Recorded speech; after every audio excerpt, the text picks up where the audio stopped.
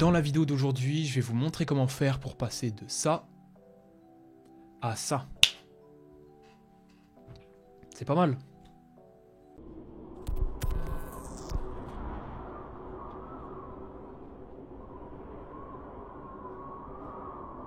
Avant de commencer la vidéo, mon gars, je tenais à te dire que je suis à ta disposition. N'hésite pas à me dire en commentaire les sujets sur lesquels tu voudrais que je travaille dans mes prochaines vidéos, que ce soit une galère pour toi, un manque d'informations, un sujet sur lequel tu es curieux. Je note tout ça et je vais travailler dessus dans ma prochaine vidéo. Il faut simplement que tu me le dises en commentaire. Sans plus te faire perdre de temps, je te laisse avec la vidéo. Bonjour et bienvenue dans cette vidéo. Vous êtes sur la chaîne de Palais Studio. Je réalise ce que j'ai dans la tête pour retourner les vôtres. Aujourd'hui, on voit comment faire une facecam propre, simple et personnalisée. Si vous voulez un rendu pro et facile à utiliser, c'est exactement ce dont vous avez besoin, donc restez bien avec moi jusqu'à la fin de la vidéo. Et donc pour ce faire, on a besoin d'une vidéo de nous face caméra et d'une vidéo de fond. Et tout de suite, on se retrouve dans première avec notre vidéo de fond que je vais glisser dans ma timeline. Elle est juste ici. Je place par-dessus ma facecam que je vais régler en fonction de là où j'ai envie de la mettre. Donc je réduis son échelle. Tac, tac, tac, tac, tac. Voilà. Et puis je vais la glisser en bas à droite de mon écran. Ça sera parfait. On va aller chercher le premier effet dont on a besoin, qui est l'effet cercle, dans la fenêtre d'effet. Si je ne l'ai pas, je vais dans fenêtre et ici elle est là. Je clique dessus et elle apparaît. Je vais donc chercher cercle dans cette fenêtre. Je le prends et je le glisse sur ma facecam. Là, la facecam disparaît, mais pas de panique. On va changer le mode de fusion en modèle alpha et on va venir jouer avec le rayon pour augmenter le rayon de notre facecam. Attention à pas mordre, à pas aller trop loin et à mordre sur les bords de votre vidéo qui est rectangulaire de base, ça va se voir. Donc essayez de vous arrêter avant. Ensuite, n'hésitez pas à ajuster le centre du cercle pour bien vous caler sur vous-même. Et voilà, vous avez déjà un premier résultat. Maintenant, si on veut customiser davantage le cercle, on va rajouter des effets pour l'habiller. Et pour ce faire, le deuxième effet qu'on va appliquer, c'est l'effet pot de peinture, les amis. Pot de peinture que je tape dans la fenêtre effet toujours. Je le glisse sur ma facecam et là c'est le bordel. Là on comprend pas ce qui se passe, mais n'ayez pas peur, je suis là pour vous guider. On va régler ça en 2 clics, 4 clics. Dans sélecteur de remplissage, dans l'effet pot de peinture, on va changer couleur et alpha à couche alpha. Et dans contour, on va changer de lisser à tracé. Et voilà, on a un contour de notre cercle qui donne un peu plus de vie à notre facecam. On peut changer la largeur du tracé dans l'option largeur du tracé. Moi personnellement, je vais l'augmenter à 15 et je vais changer sa couleur simplement pour vous montrer comment on fait.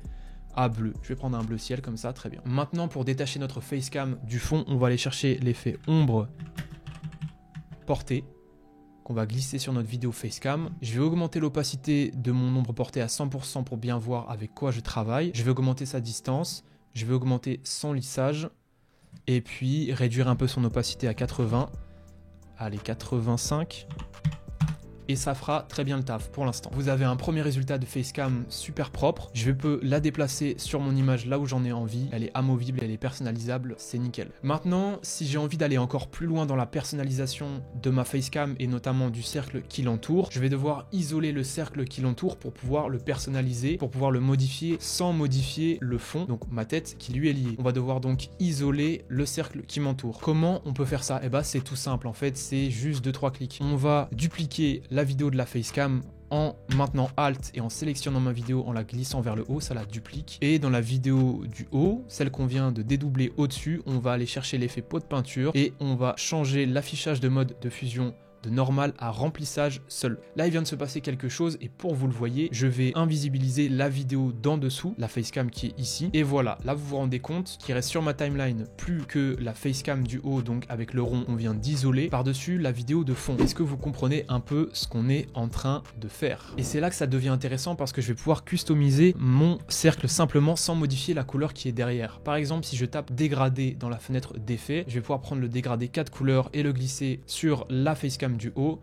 et c'est simplement la facecam du haut qui sera modifiée. Alors que si je l'avais appliqué sur la facecam du bas, donc imaginez que la facecam du haut n'existe pas, c'est toute la facecam qui aurait été modifiée. Donc je la remets sur la facecam du haut et pour les plus malins d'entre vous, vous aurez remarqué qu'il y a un espèce d'effet de brume qui s'applique sur le cercle. C'est pas exactement ce que je veux et c'est tout simplement parce que l'effet s'est glissé par défaut tout en dessous de la liste des effets dans notre facecam du haut. On va donc la reglisser par-dessus l'ombre portée pour pas qu'elle s'applique à elle. Et voilà, je vous ai montré comment customiser son cercle de caméra. N'hésitez pas à explorer les différents effets qui sont disponibles sur Premiere Pro pour obtenir quelque chose de vraiment personnalisé qui vous correspond. Par exemple, on peut encore dédoubler notre vidéo de cercle et lui appliquer un effet de flou gaussien, si j'arrive à bien l'écrire, flou gaussien avec 2 S.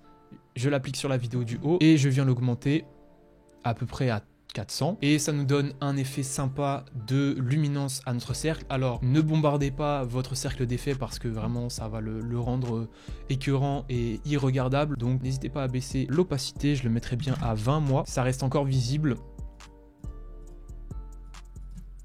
Allez, on peut monter à 30. Et maintenant qu'on a notre facecam au complet, je vais vous montrer comment ajouter une languette de réseaux sociaux. Tout ça va se faire sur le même calque. Je vais glisser tous mes calques de facecam pour laisser un espace juste ici, dans lequel je vais venir créer un nouveau rectangle de à peu près la bonne taille. On va remodifier après, c'est pas très grave tout ça. Vous voyez qu'il s'est créé au-dessus le coquin, donc je vais le prendre et le glisser en dessous. Je l'étire autant que nécessaire et je viens lui appliquer un effet dégradé de couleurs. S'il vous plaît, n'utilisez pas les couleurs qui sont dans objet graphique essentiel, vous n'avez pas d'option pour faire des fondus de couleurs. Pour déplacer mon rectangle, c'est tout simple, je le sélectionne et je vais dans objet graphique essentiel. Si vous n'avez pas ce panneau d'ouvert, allez dans fenêtre jusqu'à objet graphique essentiel et ouvrez le panneau. Je prends donc la forme qui est le rectangle qui est sélectionné là. J'oublie pas de repasser sur l'outil de sélection en appuyant sur R ou en allant le chercher ici dans la boîte à outils. Et ici, on a notre rectangle de sélectionner. Je vais le déplacer, le mettre à ma guise. On peut y ajouter une écriture en allant chercher l'outil texte. Si à l'endroit de la timeline où vous êtes, vous survolez un calque avec une forme créée ou des textes créés, automatiquement le texte va s'enregistrer dans ce calque et ça va aussi pour les nouvelles formes que vous allez faire. Donc regardez ce qui se passe, j'écris et hop, immédiatement un sous-calque de texte va se former dans ce calque. Alors que si j'avais été écrire un peu plus loin sur ma timeline, il aurait créé un nouveau calque juste ici, comme vous pouvez le voir. Donc nous, on reste sur ce premier calque de manière à pas nous disperser. Vous allez voir que ça va nous servir juste après et on va écrire le nom de son réseau social. C'est très relou, on ne peut pas faire d'arrobase dans Première, donc je vais aller le chercher sur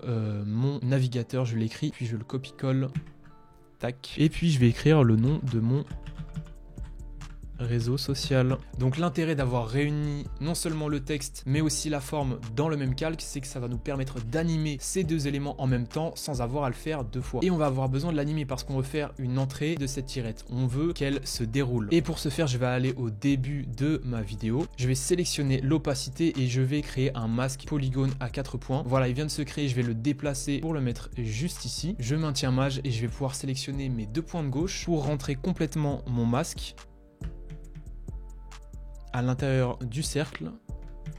Ici, je vais cliquer sur tracer du masque pour l'animer. Je vais créer une première clé. Je vais cliquer sur ma timeline et je vais me rendre 15 frames plus loin. Donc pour ce faire, je vais maintenir maj et je vais appuyer 3 fois sur les flèches directionnelles parce qu'à chaque fois que j'appuie sur une flèche directionnelle en maintenant maj, je me déplace de 5 frames. Donc 3 fois en maintenant maj, flèche directionnelle de droite, tac, tac, tac. Et ici, on va pouvoir déplier notre masque, il est là. Vous voyez que les points sont toujours sélectionnés. Je resélectionne mon écran. D'ailleurs, je crois qu'il y en a une qui est plus basse que l'autre. Alors, je vais juste sélectionner celle-là